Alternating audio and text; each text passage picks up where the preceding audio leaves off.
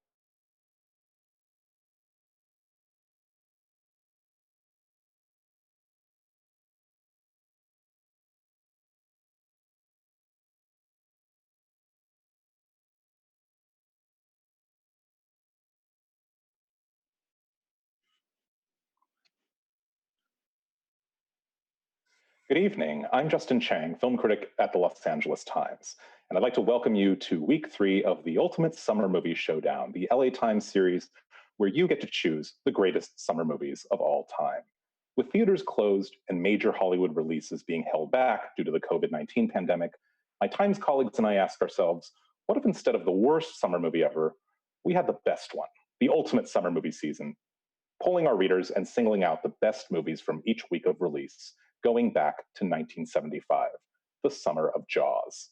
So here's how it works.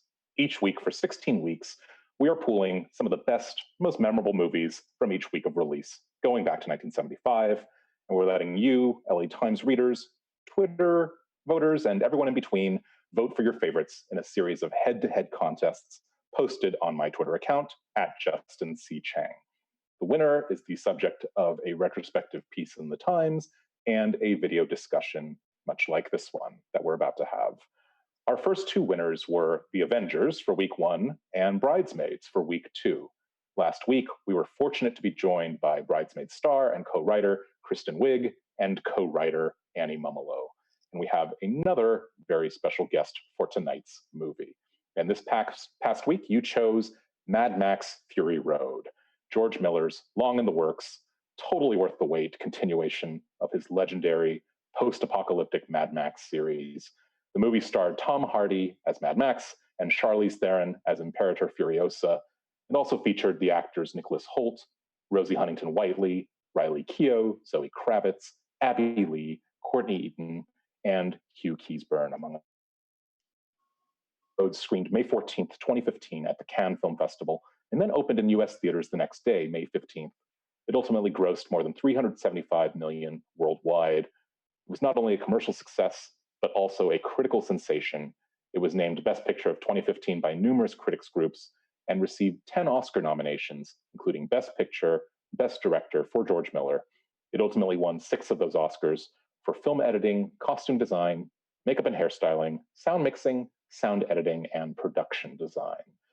Well, tonight, I'm delighted to be talking with 2 very special guests, and I will bring the first one on right now. He is LA Times entertainment columnist, my friend and colleague, Glenn Whipp. And then we'll have a very special guest, George Miller. Hello, Glenn, here you are. Welcome back to the Ultimate Summer Movie Showdown live chat. Hello. Thank you, Justin. It should have won all those Oscars, and it should have been nominated for original score and Nicholas Hoult. I mean, I hear you going down that list, and I was like, how could it have lost anything? It really should have. Best Actress, Charlize Theron, of course. And the screenplay. And I'm excited when we bring George Miller on. I want to talk to him about that because I think it's an incredibly underappreciated piece of writing, among other things. So, you know, we both love this movie. We can't say enough wonderful things about it. We recently rewatched it for the umpteenth time.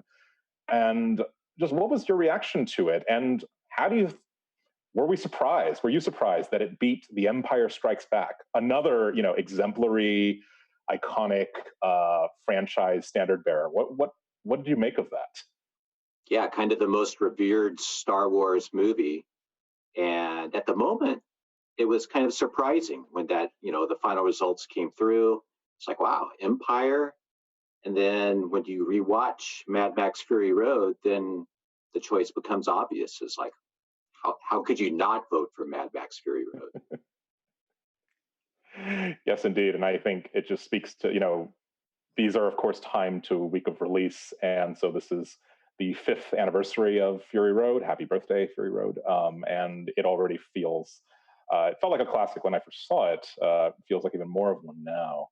Well, I don't want to keep our readers, our viewers are not here to hear us speak. They're here for, only one person, and that is our special guest.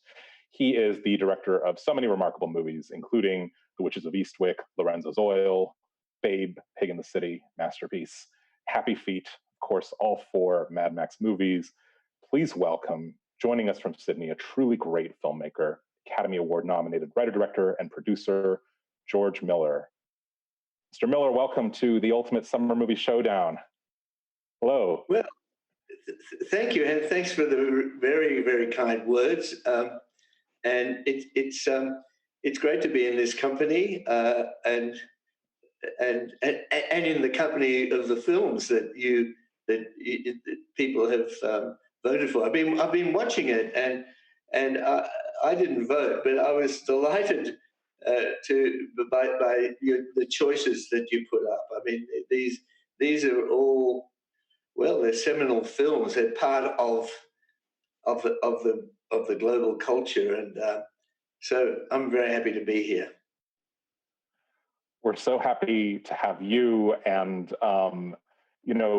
and good morning, by the way. I know it's around 11 o'clock for you in Sydney. Thank you for joining us, and with the time difference and everything. And it just, we've been asking our guests, this is obviously just such a strange moment for all of us. it feels very appropriate to have the director of the great post-apocalyptic franchise here with us. But how are you doing right now? How is pandemic life treating you at the moment? And are you relaxing? Are you hard at work? Somewhere in between? What's going on? Well, it's paradoxical. I mean, it's a bewildering time, and so much has been said about that. It's and the worst of it, we've lost people we know, not in Australia, in the United States and in England, and it was at a remove, so there's no sort of engagement with what's going on there, and it's a little bit like it's obviously a very significant part of the human narrative because it includes everybody. It's bewildering because I thought climate change was one issue that people, people were going to get partisan about it. But to take something like this, something that science tells us is going to evolve and have a big impact on us, and to have people basically become partisan about it is really, really scary and interesting and really dumb. And I didn't expect it, to be quite honest. It varies country to country depending on the leadership, but it's not as though it's not a big problem. But then to turn that problem into something that is, seen through the prism of just a few people and their sense of power or their ideology is one of the strangest things that we've seen. That's the thing that gets to me on the broader level. On the other hand, being forced to be at home with your family and engaging, even engaging like this. I mean, this is how adaptive we are. It has been a great thing. I'm lucky enough to live on Sydney Harbour and to watch what was once just a few months ago a sky full of smoke in which at noon the sun was red from these catastrophic bushfires we had, and to see the skies utterly clear, and to see the water utterly clear, to see the fish return in this very short time because there's very little traffic on the harbour has been a wonderful thing as well. So I don't know. I've learned that life is always paradoxical, and you have to take one with the other, and so good and bad. I don't know, how are you guys going? We're Glenn, you want to? Yeah.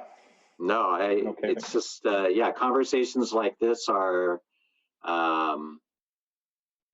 meaningful, and Justin and I have been writing about these movies for the past month, and it's different. We don't have movies to review right now. We don't have movies to go see. Our lives have been changed, but then it's given us the opportunity to dive back into some really wonderful films. I mean, I was struck. I hadn't seen Mad Max Fury Road since 2015, so it'd been about 4.5 years since I watched it. And good God, George. I remember when I gave you the director's prize at the Los Angeles Film Critics Association dinner, and I was thinking about my speech and how I prattled on about the flame-throwing guitar and spending all that time. But then I rewatched the movie, and I was so struck by those quiet scenes in the swampland and everything. Just everybody thinks about this movie with the revving engines and the noise and the car chases, but there's so many beautiful, transcendent moments of quiet in the film too. So it was wonderful to revisit that. Yes, look, that's that's part of the things you learn. That's the sort of thing you learn as you go. I mean, if it's one long visual and oral assault, you pretty well tire of that. And there's some who have said that maybe it's too much, but that was something we had to calibrate. It's an interesting thing, and boy, you learn on the way. You know, if I take a time, I'll tell you a little story about Quiet. You know, the opening act, if you like, starts with the introduction of Max. We introduce the world, Furiosa.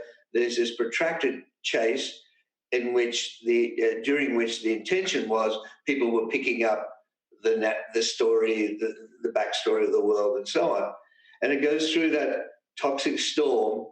The Nux's vehicle is destroyed. There's a flare.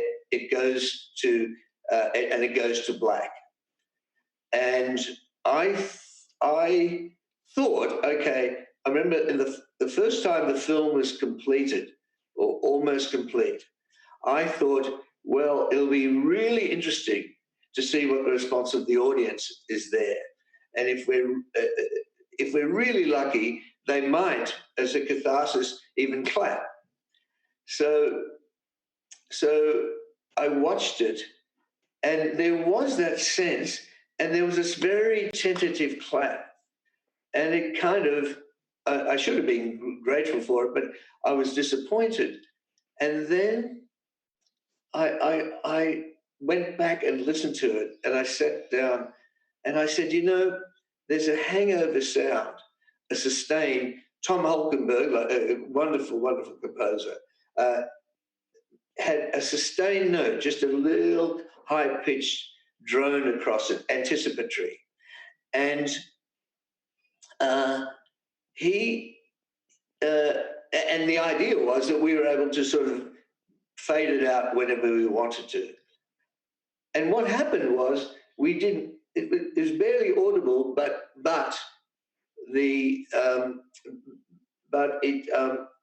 it stayed, and it cued the audience that this is not over. And I thought, oh gosh, all we have to do is go to complete silence, pull the fader down to complete silence. And we did. And the next screening, which was a test screening, that applause was there. And I was so grateful. And it was so subtle, we could have missed it. Mm. Now, so that's the thing I learn as I go on. Everything matters to some degree. And to someone who can get a bit obsessive, you've really got to manage that. I mean, there's a certain point when it's diminishing returns. But if you don't pay that, degree of attention, then the piece is not going to be as effective as it, you know, it won't realize its potential. Anyway, when you're talking about silences and picking them up, yeah, I appreciated them very much, particularly in contrast with the rest of the stuff. Yeah. When I think watching the movie again, you know, the modulation that you and the subtlety that you achieve here. I mean, it's the movie feels very much like maximalism on a visual scale, and maybe a certain minimalism in terms of words and language. You show such trust in terms of how much information you give the audience too, and this world, which is so richly and densely imagined, and yet nothing feels spelled out. It just feels lived on the screen, and as if the camera just happened to be planted in this world. Everything in this movie feels believable, which is just absolutely extraordinary when you think about the completely fabulous and outlandish things that you're showing us. There's that crucial element of understatement that you bring, and I think it's very hard to pull off. I think it's something we're not used to seeing in blockbusters. Yeah, how do you is it just watching the movie again and again to get to that point? Look, you know, as you speak, it's a strange thing. A movie. I'm really, really happy you say that, because they're things they're things that you don't go out as a primary aim to achieve. They're there in your back of your mind, and you're hoping that in some way your instincts and tastes and those of those important people that you're working with kind of coincide as much as possible with that of the audience you hope to invite into the process. So when you say things like that,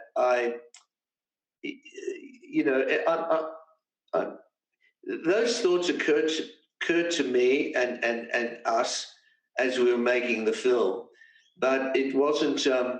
Obviously, there's a lot of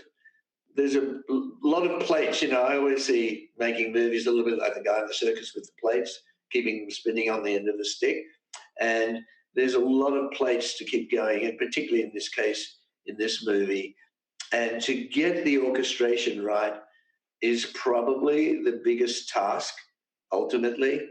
And if we didn't do it in this case, the film might not have had any resonance to the degree that it did have. Yeah, thanks for that, Justin. Look, it's something you just have to. First of all, you've got to be aware of it, and secondly, you've got to work hard at it. If you're not aware of it, you're never going to do anything about it. It would, yeah. So, what? Gee, thanks for this. After all this time, because it's been a long time since I visited the film, and to hear this, when you can let go of the process of making it, is really a lovely thing, actually. Well, it was a long road to finally get this movie made. I'm wondering what do you think the movie would have been like if it had been made with Mel Gibson as Max? Because the character of Furiosa is such a amazing action hero. And I wonder if it had been made with Mel Gibson in this iconic role, if the Furiosa character would have come through as strongly. That's, it's a really interesting thought. I haven't spent too much trying to sort of figure it out because it's an almost impossible thing to know. Sure. What I do know, I often wonder whether, had the film been made when it was intended to be made a decade before, whether it would have had the same resonance. Probably, it's safe to say it would not. It might have had a different resonance. But I think the intrinsic structure and the tone of it was always there from the beginning. With Mel, when we did talk to him about it pre 9/11,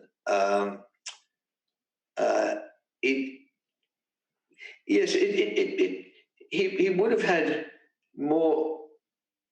He would have had more authority, obviously, carrying the previous films into his role. But it's really hard to answer that, Glenn. I don't know.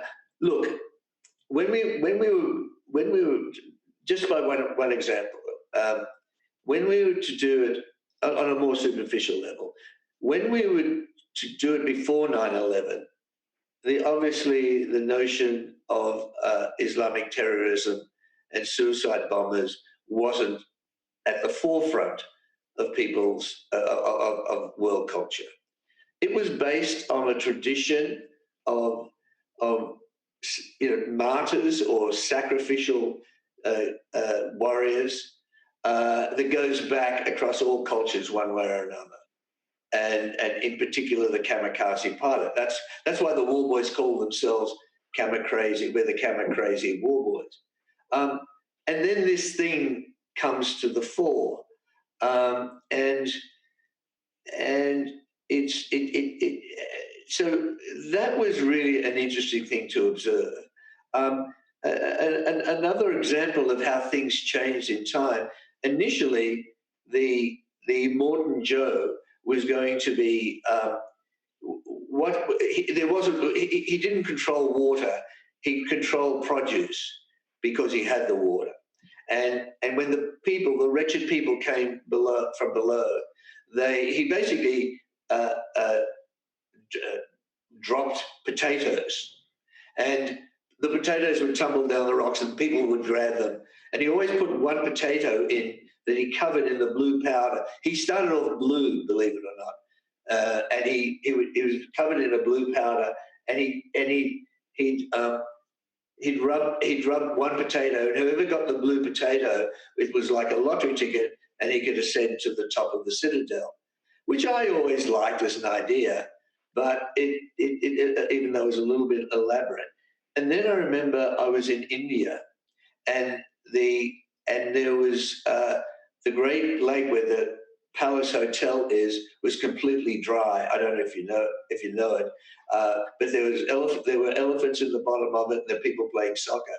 And I said to the person we were with, well, what's bad drought? He said, yes, we're fighting the water wars up in Kashmir, and it suddenly occurred to me, in Australia, which was drought ridden at the time, in our own way, we were fighting water wars. The great river systems coming down the centre of Australia, different states were fighting for the irrigation rights, and it was really quite brutal. I'm not saying in Australia there was bloodshed or anything; it was all a political fight. But those sort of things did change with the long delays on this movie, and it's almost impossible for me to speculate how it would have been with how the film would have been received. Was it more appropriate to its time in 2015 or 2000? I don't know, and hence I don't know with Mel. I know the film would have been different, having worked with Mel before, and having, the interesting thing about Mel, he is that, with all his turmoil and his talent, I think he's a truly great director. But also, I think he's underrated as an actor. I remember seeing him when we cast the first Mad Max, working at NIDA, doing Shakespeare with the likes of Judy Davis, who was a student with him, and he was incredibly gifted as a young actor. And we've seen it to some degree, but not. He didn't realise its full potential. I think there's some sort of wonderful impatience in him, which leads him into that chaos or whatever. But you see it when he directs. It's probably just as well he went into that area. But that's a long answer to say I really don't know, Glenn.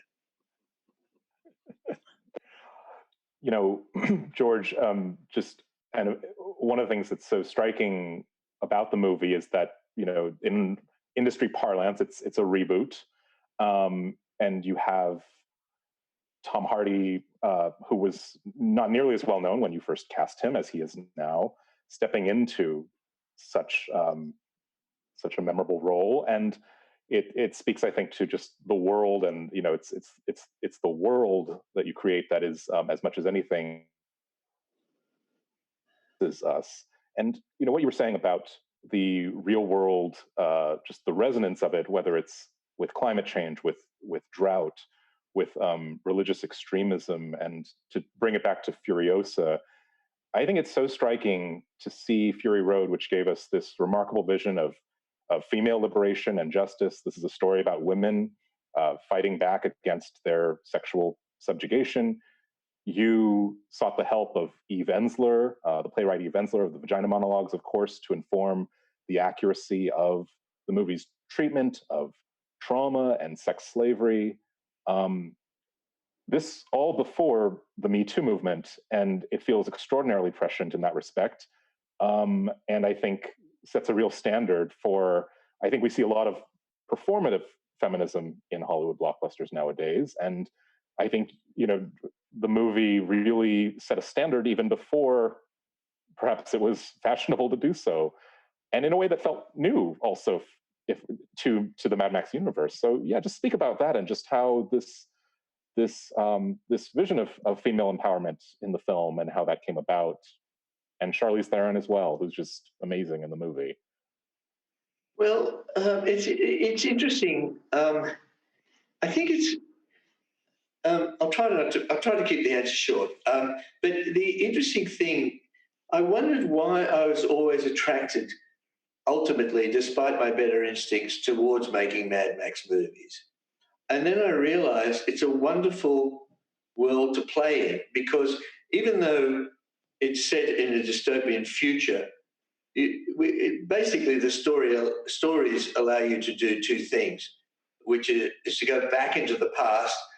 In the case of this film, almost a sort of a medieval or a medieval world, really. It's neo-medieval, where the behaviors are much more elemental, where the dominance hierarchies are much more obvious in the way that the few control the many, which is the constant in human history. But ultimately, these films, and I think without exception, they are really about who we are today, and referencing the past. So they're not in a sense, their first aim is not to be cautionary tales or speculative. They basically look at who we are. And it's interesting. The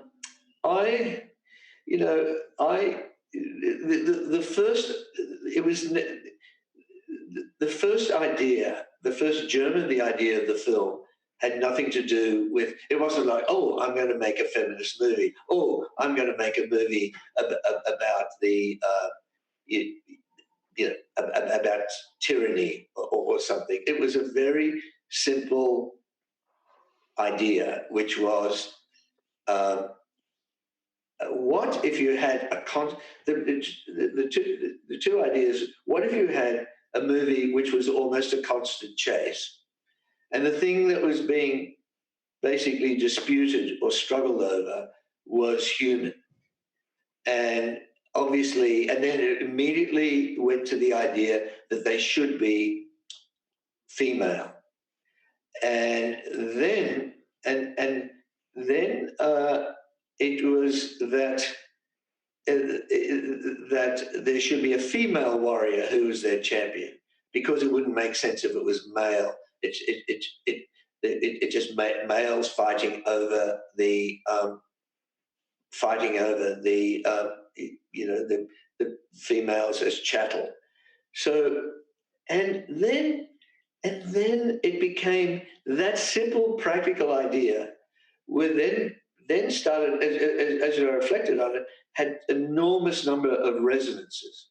I myself grew up in I had brothers, no sisters.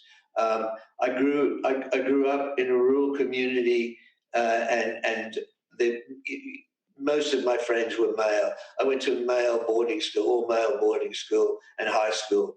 I went to university and studied in a faculty which was predominantly male, 70% male,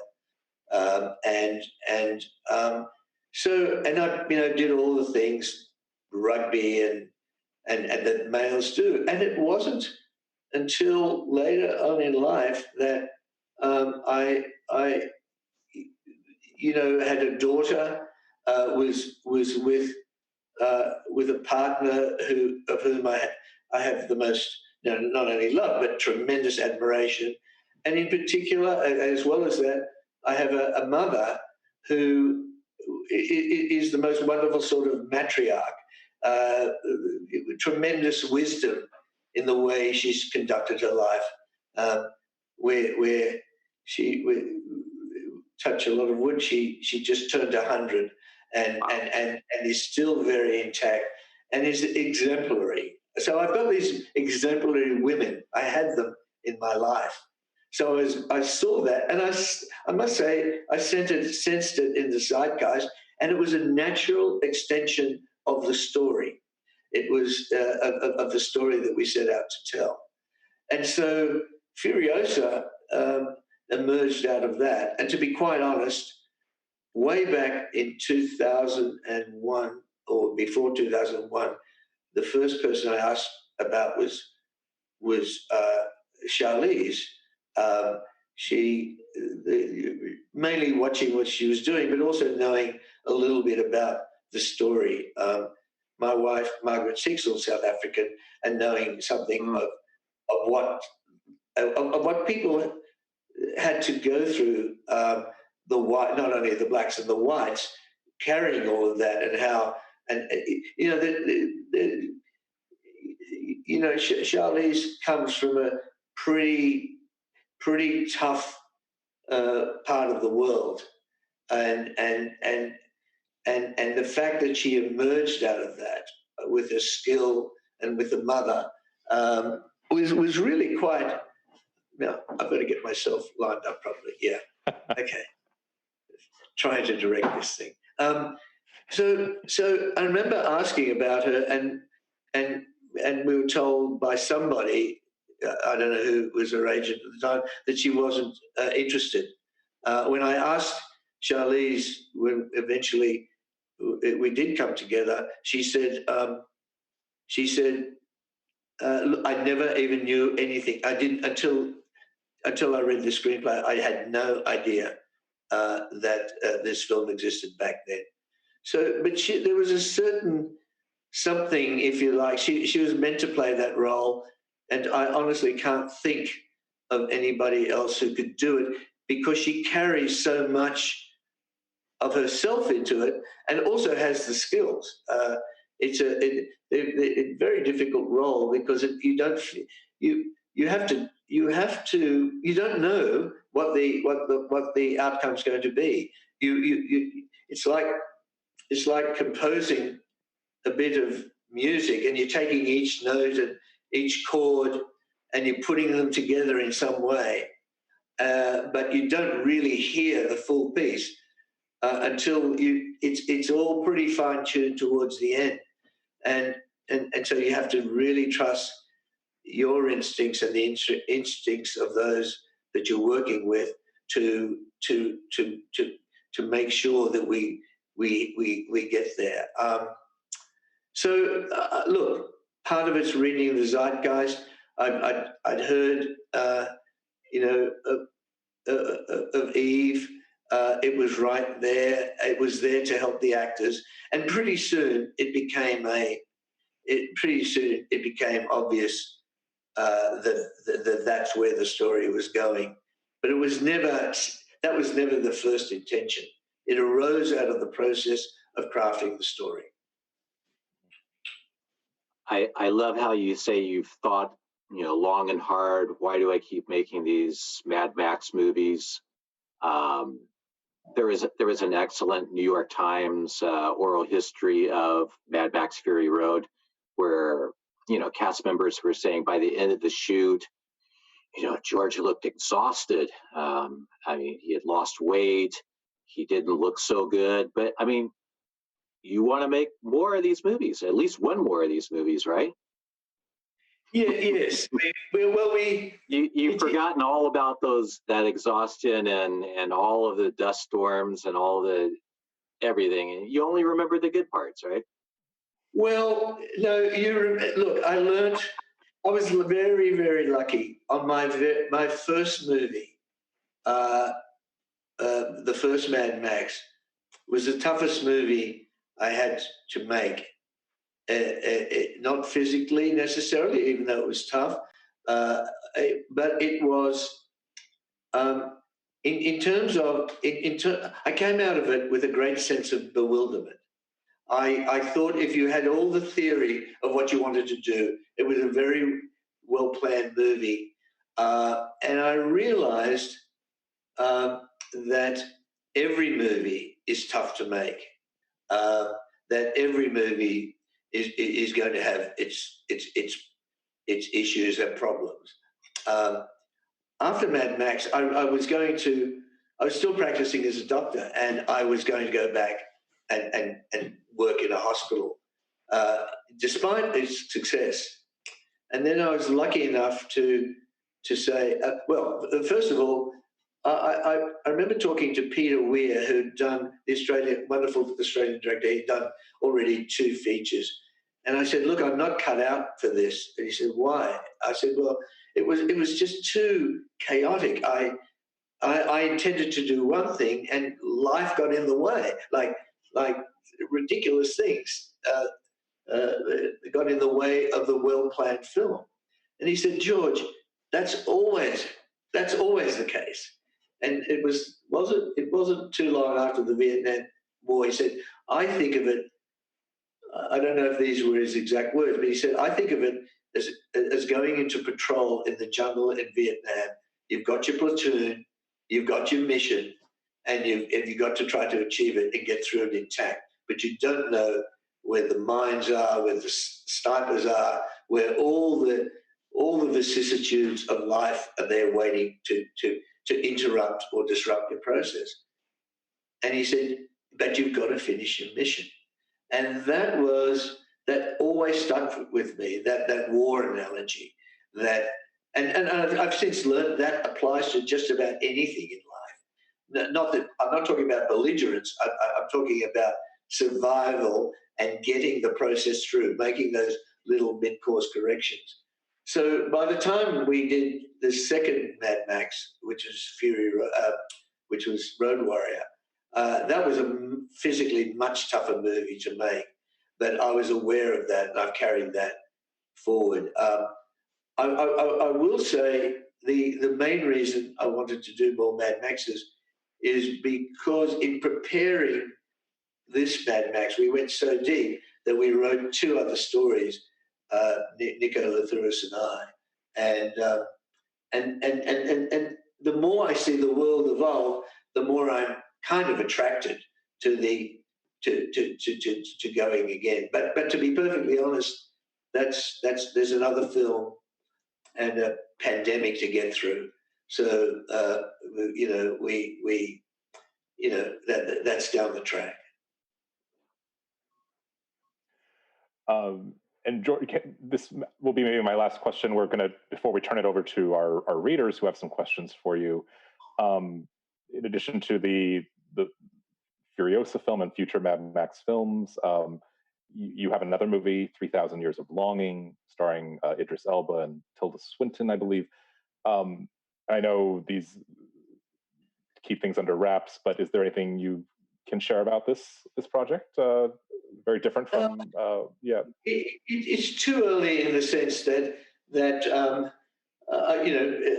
obviously Tilda and Idris are there in the story. The title is 3,000 Years of Longing. I prefer not to say too much about it. Sure. For the reason that I think most people don't. A, you don't want to jinx it. And B, it's something yet to be for people to discover yet. Looking forward to it.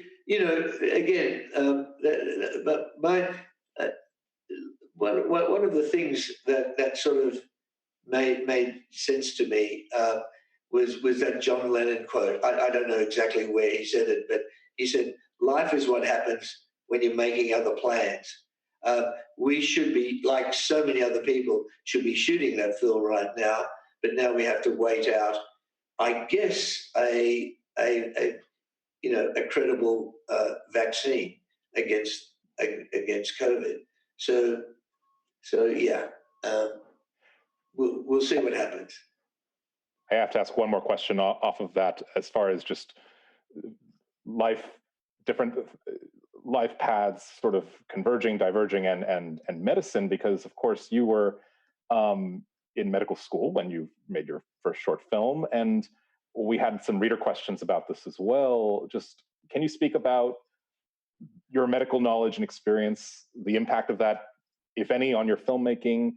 I mean, we could talk about, of course, Lorenzo's Oil. We could talk about Fury Road and the cancer imagery that we see, and just there's this theme throughout your films, this fundamental respect, I think, for the human body and the abilities and limitations of the body. Does that come from your having studied it so extensively? Well, gee, that's really interesting. It's only in recent years it's occurred to me how valuable my medical education was. I remember at the time that I started to make films, and I was working as a doctor. I mean, I was an okay doctor. I have a twin brother that we went to medical school with, and he is a great doctor. But I was always able to keep close to it through him. I enjoyed my medical education, and I just basically started as a fledgling doctor. I got a lot of people saying, why waste all that time studying one thing and doing another? And it's only been in recent years that I've been able to understand how important that process I went through, even on a completely practical level. Fury Road was a very tough movie to make, and there was a lot of chaos on the surface of it. Underneath, it was organized by very, very solid strategies. We had wonderful people working on that film. Everyone from Doug Mitchell, PJ Vogt, and Guy Norris. They were the producers. PJ was the AD. Guy Norris, second unit director and stunt coordinator. Johnny Seal with all his camera crews, and some really, really solid people, Australian theatre actors. There was a strong underpinning of the film. So when it got chaotic, you could rely on that, and it reminded me a lot of working in emergency. You were seeing people in extremis, and yet there were principles which kind of guided you, and you had to sort of put away all the turmoil that you're observing and work on those principles. Then without going on, I realized suddenly, and it was a sudden understanding, that the job of the doctor is to look at people from all different points of view. I mean, you see a person whole, sometimes you see them as an organ, sometimes you look inside of them, into their eyes, into their ears, sometimes you see their pathology under a microscope, you look at them as wholesale as a community, as we're doing now, how disease works, and you look at them in extremis, childbirth, death. In some cases, you're obliged to go to the autopsy of someone who's died. So you're seeing people from, you're looking at the world anything but from the normal perspective. That's what a director, it's one of the functions of a director or of a storyteller. So that was there. And the other big thing was, of course, problem solving during chaotic situations. It reminded me a lot, night shoots remind me a lot of long hours working as an intern, when you have to, you suddenly have to wake up from a deep sleep and then go and assist some very fine surgeon during, say, some transplant or something. It was always that sort of. Look, there was so much that that I learned from being a doctor. The other thing was learning to triage problems, to say, okay, this is where we have to focus. This is what's important. This has primacy. How do we solve the other things? So it was only after Fury Road or during Fury Road it even really occurred to me. And you know, I can say that with some degree of authority. The other thing was that it allowed me to make films. I didn't go to film school, and there was no real career to be had when we started in Australia. The Australian industry that emerged in the 70s was just out of enthusiasm and some government funding, but you couldn't really go. You had to, you know, a few people, very brave people from Australia in the 50s and 60s went off to the United States or England and had careers as filmmakers, but mostly, you know, there was no opportunity at that time. So yeah, I'm grateful for the question because it helped me articulate it a little bit more. But it's definitely a connection there. That's all so rich and so fascinating. Thank you for that answer. And I'm going to go to some reader questions, and I want to, you know, we're almost at the end of our time, but also I'll try to go through these quickly in my end. Nadia on Twitter asks, has Mr. Miller ever considered releasing a comic book with all the 3,500 storyboards he originally had for Fury Road? Well, it's interesting. It's an interesting question. The storyboards are different from, say, a graphic novel in that they account for every moment. So, and in fact, Mark Sexton, I work with three great artists, Brendan McCarthy, Peter Pound, and Mark Sexton, who did do some comic books, but they're a different animal. The storyboard is basically a production document. It's got every image is there to basically inform the crew, the designers of what the content of a particular shot or sequence is. And for a film which is basically a silent movie that is not driven by dialogue, that was a very, very useful thing, along with some previews. We did have a script. We did have Brendan McCarthy and I did the first outline of the story. Then the three, Brendan, Mark, and Pete, got together. We spent all this time in the room producing those 380, I think it was, panels. And then Nicola Thuris and I, when it came time to present all this to studios and actors and so on, we wrote a screenplay based on those. And then there were other documents like Bibles and previews and so on. All of those helped make the film, and most importantly, prepare the film. Had we not prepared the film, I think we'd either be properly, assiduously. First of all, I think it would have been too chaotic. We would have had, severe injuries or death, and the film would have been incoherent anyway. So that was the basis that held it together. Look, I haven't answered the question. Basically, if someone read that, some people can read storyboards and some people can't. And you could, it might be useful, but we haven't thought about it. When I first started making movies, I don't know if you remember those, they take a movie like Psycho or Great Expectation, and take a key frame from each sequence and basically show the progression of shots. They were invaluable. I don't even know who published them. Are you familiar? You guys are too young to know of those. Are you familiar with those books? Yeah, I've certainly seen a lot of books with, kind of shot by shot of certain scenes, but I don't know. I don't know like devoted to a particular film. Not sure.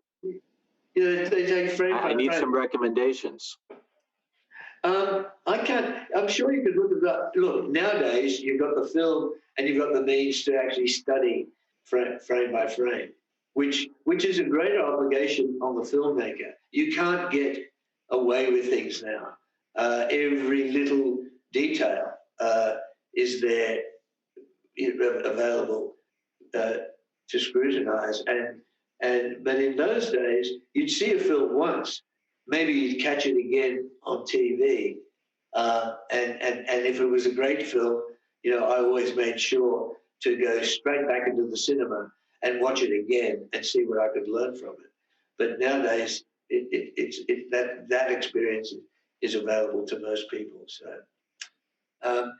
So whoever asked about the storyboards, it would be interesting, but I don't think people would get as much out of it as they think. Yeah. It's a good segue. We have a question about editing.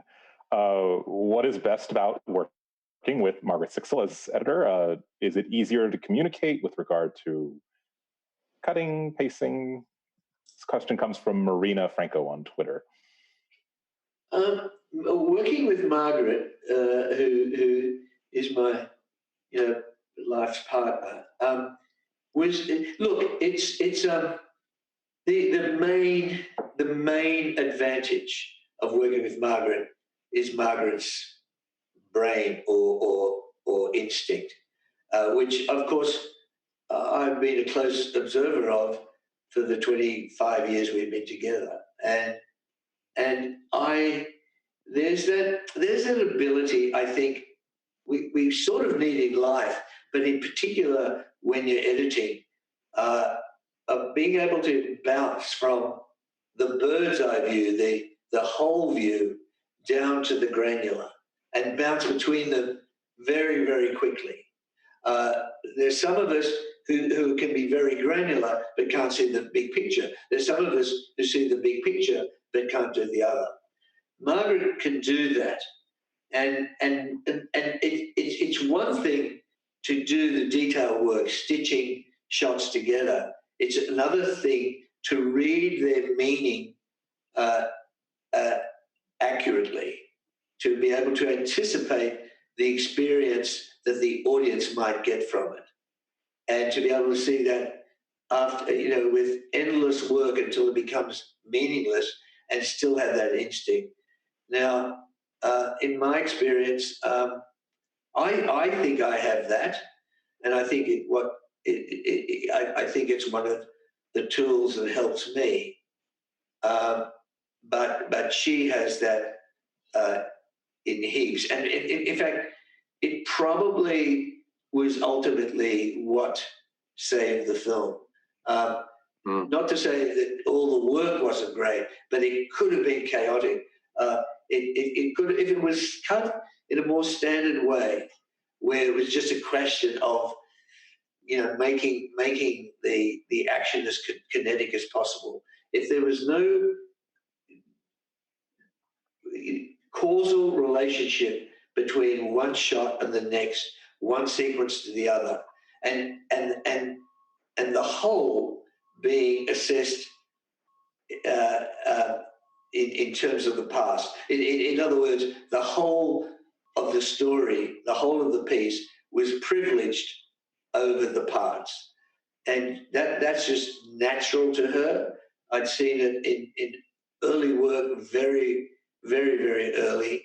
And I'd seen it in how she would do everything. So she was, particularly towards the end, in the last few months, had she not insisted on sticking to her guns and me, I don't think we would be sitting, talking favorably about the film. I really don't think that would have happened. It would have been. It's a tough thing, but somebody's got to sort of believe in the film and the process and stick to it. Otherwise, you're going to get something very messy. Now, it can go horribly wrong. Putting it in the hands of one or two instincts can go horribly wrong, but I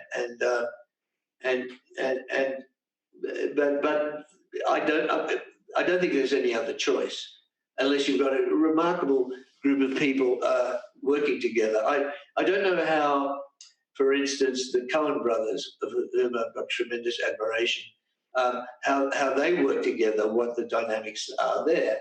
But that's two minds together, and you often see great collaborations between, obviously directors and editors, and whatever is happening between them, it's theirs ultimately to see passage of all the work put together. So I was very grateful for Margaret.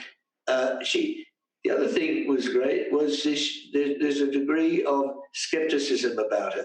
She's not an action movie fan, which is a great advantage, really, because you had a very clinical eye, So working with her, I knew if she had an instinct, and I've never done this with an editor before, I knew. She says, look, I've got an idea. It's good. She often says, it's good, but it's not quite right. She's got an idea. I always knew to say, to leave the room and let her work it through, and you'd come back and you'd say, it's one thing to describe it, it's another thing to make it real. And that was another thing that I enjoyed and relied on to a tremendous degree. Let me ask a real quick question, because I know we're running low on time. But early cuts of movies are always really long. I read that this one was 3.5 hours, and you got it down to 2. I know the studio wanted it to be like 100 minutes, but was there anything lost? Because I'm watching the movie on my Blu-ray the other night, and there's just 3 deleted scenes, and they're each about a minute. Was there anything lost in this cut that was dear to your heart, or that? Because I'm thinking, well, I'll let you answer. To be honest, only one shot. The deleted scenes had good reason to be deleted. Why there was so much footage, by the way, is because we had so many cameras. We had 3 principal cameras shooting very specifically, but virtually every vehicle had their own camera at the right resolution. They were basically sacrificial cameras. So there was always, just in case we got something that was valuable. But I will tell you, there's one shot that I kind of regret not being there, but we couldn't get it in there. There was no scene. There were 1 or 2 well shot scenes, but Margaret at one point said, "Look, you're holding up the story by putting these in." And the moment I saw it without those scenes, I had a tremendous sense of relief because she was right. Okay, there's one shot, and I remember it was Brendan McCarthy. I remember the day he drew it. It's in one of the trailers. Abby Lee, who plays the dag, has got the character has a sort of wacky sense of humour, and they're waiting by the war rig for Max to decide whether or not he's going to let them all back into the war rig. And she holds up her fingers and she looks through them at the oncoming war party of the Immortan Joe, and she says, something about, they're just tiny, and they're just tiny, making a joke of it. And it was just a sort of a perfect little moment, particularly for that character. And I knew we had, look, we had a wonderful group of people led by Massi Rafani, who basically championed the film at Warner Brothers under Sue Kroll. And they put some fantastic trailers together. I mean, I remember they saw the film and they saw what we were trying to do, and they picked these shots. And the very fact that I trusted their instinct and that they picked that shot, I tried to get it in. And the cutting pattern just didn't allow us to do it. And Margaret tried, and she said, George, just let it go. Let it go. So it's not in the film. But that's, I swear, that's the only thing I regret not being in the film. I think we have time for one more question. Have one here from the Queen Katrina on YouTube. She starts off for saying, thank you so much for putting disabled characters in your stories. George, did you have a fascination with circuses and fringe societies while growing up? I did for circuses because, you know, I grew up in a small rural community, and apart from the Saturday matinee, the circus would come to town in those days once a year, and of course every kid would have that. But I think also, again, it's probably the medical training, and also, you know, people with disabilities. I've always been fascinated by their stories.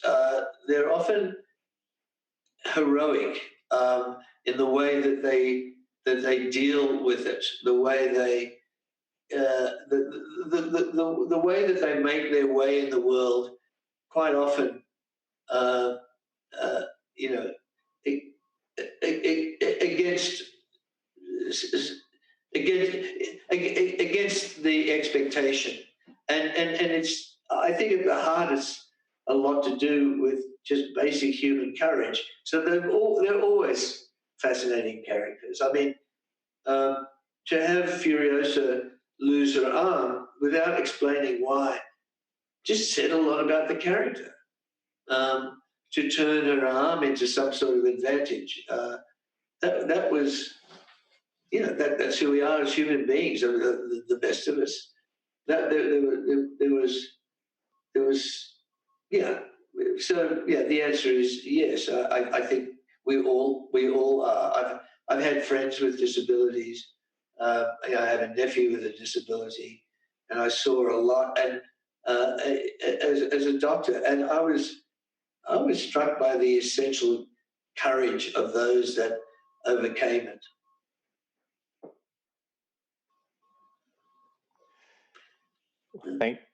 Thank you, George. George Miller, you've been so extraordinarily generous with your time and your wisdom, and it's just such an honor. Glenn and I are both honored to have you with us. This is such a treat for our readers, for our viewers. So thank you so much for being here to talk about your masterpiece with us. Yeah, it's I want to give our viewers a little bit of a preview for next week, because of course this is only week 3. Here's what's ahead for week 4. The polls just closed this afternoon. It was a very exciting week of movies, including Indiana Jones and the Temple of Doom, Indiana Jones and the Last Crusade, Mission Impossible, Thelma and Louise, and The Shining, among others. In the end, it came down to 2 very different, very influential sci-fi classics: George Lucas's original 1977 Star Wars and Ridley Scott's original 1979 Alien.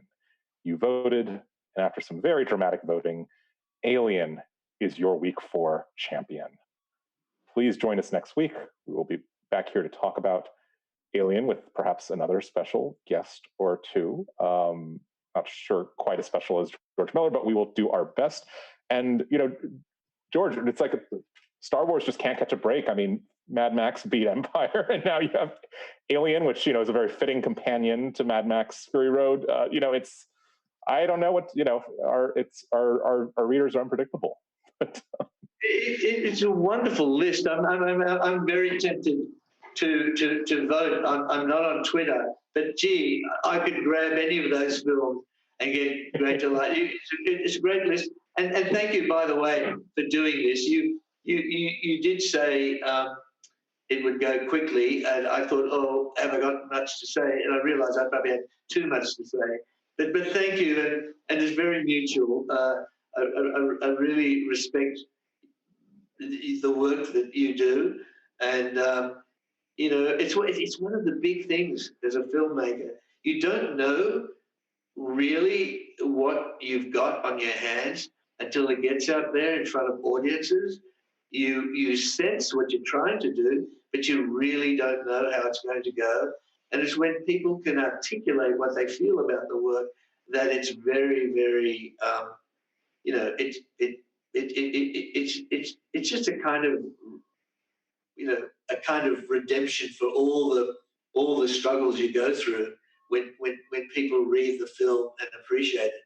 It's a big deal, and I thank you for this. It's you know, these are the sort of things you don't expect while you're out there in the desert and worrying about everything and just waiting to call rap and getting the shots and so on. And you don't anticipate these sort of moments, but I really appreciate it. I'd be a fool not to be grateful. Thank you. We're grateful to you. Thank you so much to Mr. George Miller. Thank you, Glenn, for being here with us as well.